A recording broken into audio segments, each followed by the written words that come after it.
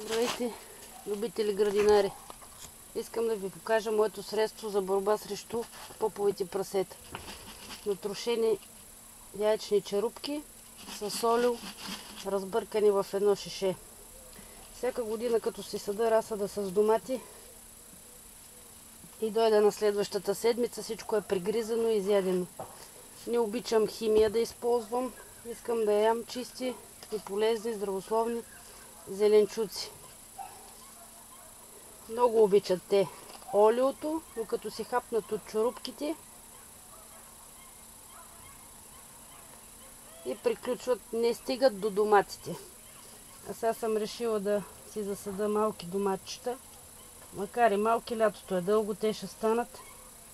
Между доматите съм насадила лук, т.е. помага за предпазване от някои болести като мана. Затова винаги между доматите садете лук и ще видите, резултата е много добър. Дано съм ви била от полза.